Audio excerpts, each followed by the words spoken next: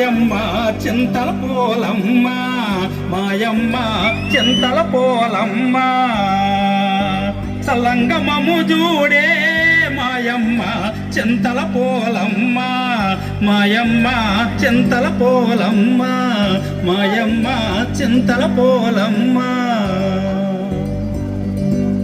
ఆ విధంగా అమ్మవారు స్నానానికి వస్తుండగా ఒక రోజు అర్ధరాత్రి కోళ్లగూడులో ఎలక చొరబడ్డంతో బెదిరిని కోళ్లు కూయడం వల్ల కోడికూత సమయం అయిందని భావించినటువంటి జాలారి తన వలను భుజంపై వేసుకొని సముద్రం ఒడ్డుకు వచ్చాడు.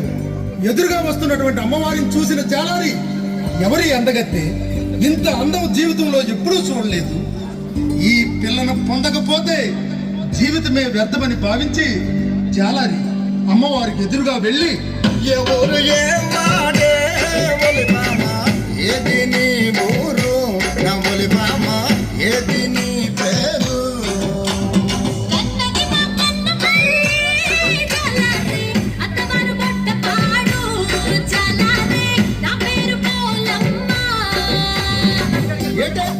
కన్నవారు మాకన పిల్ల, అత్తవారు గొడ్డపాడా. గొడ్డపాడు నిన్నెప్పుడు నేను చూడలేదే, నాకెప్పుడైనా నువ్వు చూసావా? చూసానురా జాలారి. చూసావా? ఎక్కడ చూసావే? ఒరే జాలారి, మొన్న అమ్మవారి గుడికి వచ్చావు కదరా, వచ్చి అమ్మవారి ముక్కుకున్న నత్తుని చూస్తున్నావు కదా, అప్పుడు చూశాను. అమ్మో, ఇది సామాన్యురాలు కాదు. సరే, నీ అన్నదమ్ములు కానీ అక్క చెల్లెళ్ళు కానీ ఎవరైనా ఉన్నారా? ఉంటే ఏ ఊర్లో ఉన్నారు? ఉన్నారా జాలారి, మేము 7 అప్ప చెల్లెళ్ళం. పెద్దక్క తల్లి సారథి జానారి, దాని పేరు కాళికమ్మ.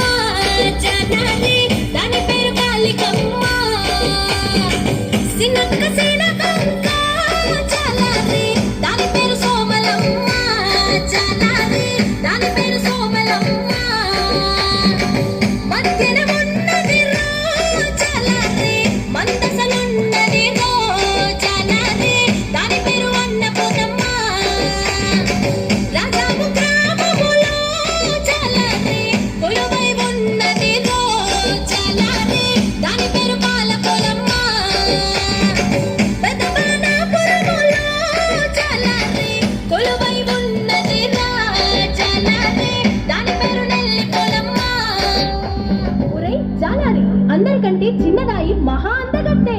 సువర్ణపురములో జాలారి, కొలువై ఉన్నది రో జాలారి, దాని పేరు సోమలమ్మ.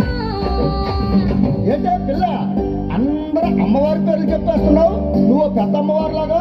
అవునురా జాలారి, నేను పెద్దమ్మోర్నే, నీకు అమ్మలాంటి దానిని. నేను స్నానానికి వెళ్ళాలి, నీవు వేటకు వెళ్ళాలి.